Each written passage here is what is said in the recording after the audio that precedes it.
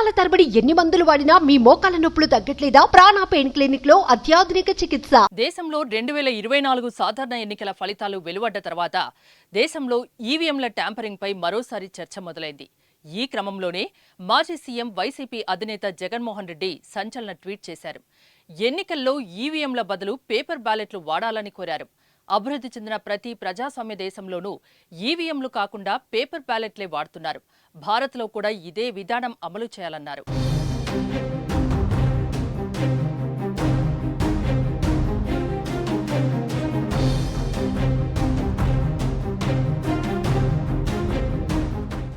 న్యాయం జరగడం ఒక్కటే ముఖ్యం కాదు, జరిగినట్లు కనిపించాలి కూడా.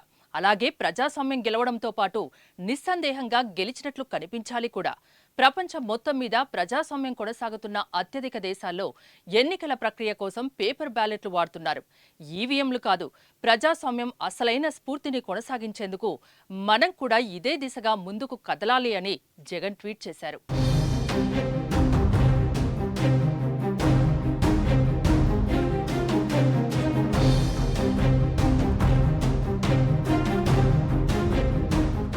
ప్రపంచవ్యాప్తంగా ఎలాన్ మస్క్ వంటి ప్రముఖులు ఈవీఎంలకు వ్యతిరేకంగా మాట్లాడుతున్న సందర్భంగా మాజీ సీఎం జగన్మోహన్ రెడ్డి కూడా ఈవీఎంలు వద్దు అంటూ ట్వీట్ చేయడం సంచలనంగా మారింది. ఇటీవల జరిగిన అసెంబ్లీ ఎన్నికల్లో వైసీపీ ఘోర పరాజయం పాలైంది.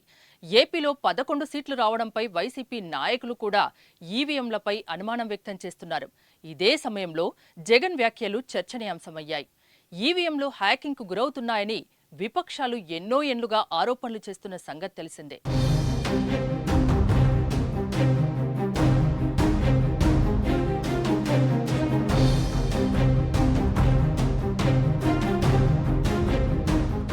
సుమన్ టీవీలో మీ పర్సనల్ అండ్ బిజినెస్ ప్రమోషన్స్ కోసం కింది నెంబర్కి కాంటాక్ట్ చేయండి.